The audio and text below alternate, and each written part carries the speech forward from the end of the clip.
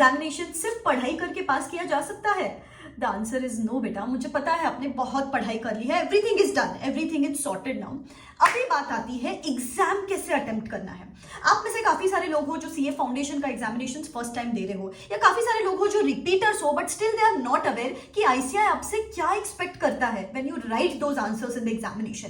किस हिसाब से प्रेजेंटेशन होना चाहिए। आप सोचो गाइस, हर पेपर में 5 से 6 सवाल होते हैं। हर प्रेजेंटेशन, हर क्वेश्चन में जो प्रेजेंटेशन करते हो ना, उससे आपके हर क्वेश्चन में 1-2 मार्क बढ़ सकते हैं। On an average her paper में आपके 10 मार्क बढ़ सकते हैं अगर आप सिर्फ प्रेजेंटेशन बराबर से करो। एंड सबसे इंपॉर्टेंट बात क्या है, इस पे आपको कुछ ज्यादा एफर्ट मारने की जरूरत नहीं कि मैम इसमें टाइम इन्वेस्ट करना पड़ेगा, बहुत कम टाइम है अपने पास। सिर्फ मैं जो बोल रही हूँ उसको नोट डाउन करके रखो। इस तरीके से पेपर अटेम्प्ट करना एग्जामिनेशन में मेरी गारंटी है। अगर अभी आपको आपके प्रिपरेशन के हिसाब से 50 मार्क मिलने वाले थे ना, आपको ये वीडियो देखने के बाद 60 मार्क्स मिलेंगे।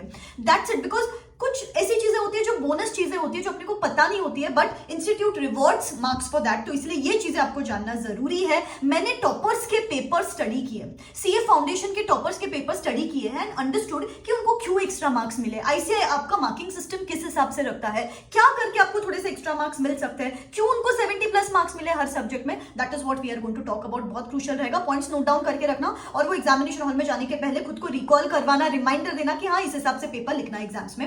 एंड यस, 1.5 डे के प्लानर का वीडियो जल्द आ रहा है एंड बहुत एग्जाम के टाइम तक आपको मोटिवेट करने के लिए, बूस्ट करने के लिए मैं टाइम टू टाइम आने वाली हूं। तो चैनल को सब्सक्राइब करके रखना, बेल आइकॉन हिट करके रखना। सबसे पहले अकाउंट्स पेपर, अभी जो मैंने पेपर देखा था उसमें उस पर्सन को 72 मार्क्स मिले थे।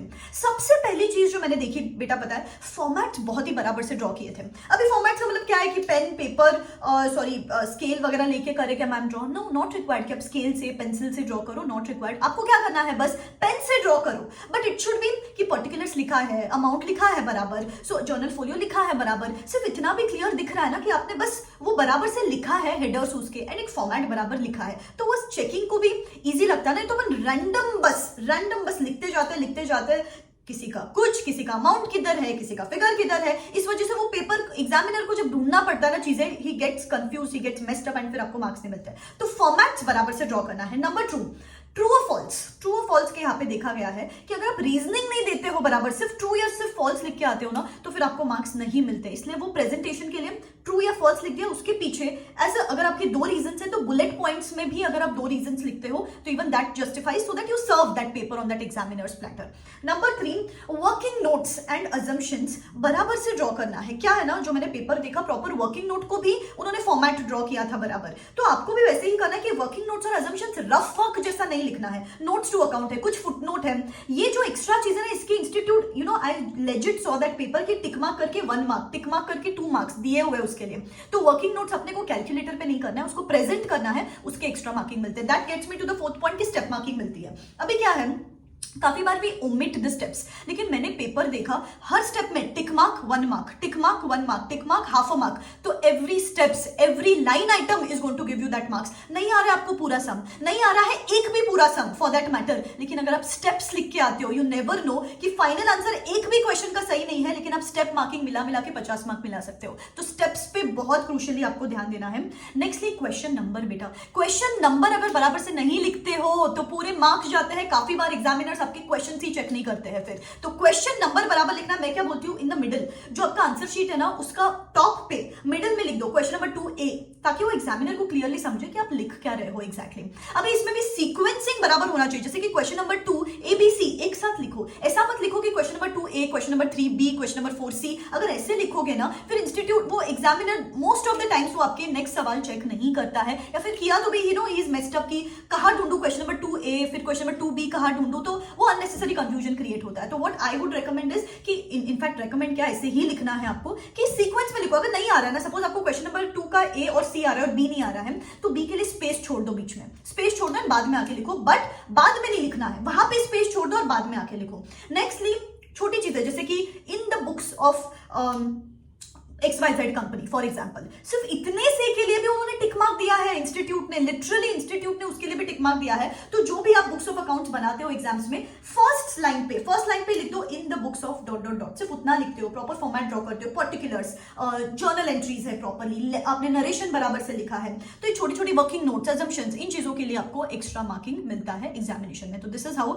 You have to present the paper of accounts. Quick announcement before I move on to the law paper presentation tips. I am coming live on the 26th of this month, जहां पे मैं आपको पूरा last के 7 days में accounts किस तरीके से प्लान करना है, या बचे हुए सब्जेक्ट्स एग्जाम के 1.5 डेज में हर सब्जेक्ट का आर्ली प्लान देने वाली हूं ma'am. And you know I am going to give you some tips कि लास्ट मोमेंट एंजाइटी अवॉइड हो जाए, do's and don'ts before examination, you know final touches, final prep up and final motivation before that exam day. That session is going to be extremely amazing. नीचे description box में link दे रही हूँ, click on that link, press on notify me so that you get notified when I come live. And guys, ये session रहेगा 1 घंटे का, but you can come and watch for 15 minutes, get some insights out of it and you can bounce back to your studies again. I will see you on the 26th। सारे details नीचे description box में है। Number 2 paper, अपना favourite paper, that is law. See, वैसे presentation generally matter करता है वैसे भी फर्स्ट 2 पेपर्स में, तो दैट्स व्हाई लॉ के पेपर में precise answers guys, be extremely precise with your answers. अपने को ना बीकॉम का पेपर दे के इतनी आदत हो चुकी है पेपर भरने की गाइस। 5 मार्क का क्वेश्चन है ना, इंस्टीट्यूट ने बोला ये 5 मार्क का क्वेश्चन है, 7 पॉइंट्स के ऊपर रिक्वायर्ड नहीं है बेटा, 7 पॉइंट्स के ऊपर रिक्वायर्ड नहीं है। जो चाहिए उतना लिखो, रीड द क्वेश्चन प्रॉपरली, जो पूछा है उस हिसाब से लिखो, अननेसेसरी पेजेस नहीं भरने। इनफैक्ट आप अननेसेसरी पेजेस भरते हो ना तो आपके मार्क्स डिडक्ट होते हैं। तो it's very important, be precise with your answers. और लॉ के पेपर में क्या है, हर क्वेश्चन में एक स्टैंडर्ड डिडक्शन समझ लो, 1-1 मार्क कट होता है। तो अगर आपको अच्छे मार्क्स चाहिए, 60+ मार्क्स, तो 100 मार्क्स का पेपर अटेम्प्ट करना पड़ेगा, और 100 मार्क्स का पेपर अटेम्प्ट करना पड़ेगा तो थोड़ा लेंथ तो कट शॉर्ट करनी पड़ेगी ना हर आंसर की। तो be precise with your answer. Secondly, language थोड़ी सी लीगल होनी चाहिए बेटा, थोड़े कीवर्ड्स, थोड़े टेक्निकल वर्ड्स, थोड़ी लीगल लैंग्वेज लिखना चाहिए। मैं ये नहीं बोल रही हूँ कि सेम लैंग्वेज लिखो आप इंस्टीट्यूट जैसी, बट सिमिलर लैंग्वेज तो आपको लिखनी ही लिखनी है, इट्स मैंडेटरी इनफैक्ट। और जो आप कीवर्ड्स यूज करते हो ना उनको अंडरलाइन करो, भले ही पेन से अंडरलाइन करो। क्या होता है ना, काफी बार वो जस्ट कीवर्ड्स देके आप एग्जामिनर का काम आसान कर देते हो, तो वो कीवर्ड्स देके आपको मार्किंग दे देता है। फिर एक ही काम करना है, serve your paper on that examiner's platter. वो इतने सारे पेपर चेक कर करके इतना फ्रस्ट्रेटेड रहता है ऑलरेडी, आप सिर्फ अंडरलाइन करके वो पेपर आसानी से उसके सामने रख दो। नंबर 3 थिंग इज कि जो केस स्टडी बेस्ड क्वेश्चंस होते हैं उसमें कैसे प्रेजेंट करना है। पहले फैक्ट्स ऑफ द केस लिख दो, फिर डेफिनेशन लिख दो, फिर प्रोविजन लिख दो, फिर कंक्लूजन लिख दो। हर स्टेप के लिए मार्क्स है, हर स्टेप के लिए। प्रोविजन लिखने के लिए अलग मार्क्स, कंक्लूजन लिखने के लिए अलग मार्क्स, डेफिनेशन लिखने के लिए अलग मार्क्स। लॉ के पेपर में भी बेटा स्टेप मार्किंग होती है, तो जितना आता है लिखना है। ऐसा नहीं सोचना है कि मुझे इसका कंक्लूजन नहीं आ रहा है तो भी पूरा क्वेश्चन कैसे लिखूं। जो आ रहा है बराबर से लिखो, लेकिन गलत नहीं लिखना है। जैसे कंक्लूजन नहीं आ रहा है बराबर से तो मत लिखो, गलत लिखने के मार्क्स कट होते हैं। जितना आ रहा है उतना सही सही से लिखना है। और कोई ऐसी नॉलेज बेस्ड क्वेश्चन है उसको बुलेट पॉइंट्स में लिखो, बुलेट पॉइंट्स में लिखो, और छोटे छोटे पैराग्राफ्स उसमें करने हैं अपने को, ठीक है। So this is how we have to present the answers in law. मैं जनरली रेकमेंड करती हूँ कि पहले लॉ का पेपर अटेम्प्ट करो, फिर बीसीआर, क्योंकि बीसीआर तो अपन लास्ट में फटाफट कर सकते हैं because we are comparatively good at BCR than law. लेकिन अगर लॉ लास्ट में रखते हो ना तो वो पैनिक में अपन बराबर से आंसर्स लिख नहीं पाते। तो व्हाट आई रेकमेंड इज कि पहले लॉ करो, फिर बीसीआर करो, हैंडराइटिंग लेजिबल लिखो। अभी एक क्वेश्चन होता है कि मैम हैंडराइटिंग अच्छी होनी चाहिए क्या? ठीक ठाक handwriting, but that should be readable. मेरी भी हैंडराइटिंग इतनी कुछ अच्छी नहीं है, but readable handwriting should be there. And section numbers आते हैं तो अच्छा है, नहीं आते तो गलत सेक्शन नंबर्स कोट नहीं करना है। सेक्शन नंबर्स लिखना मैंडेटरी नहीं है यहाँ पे।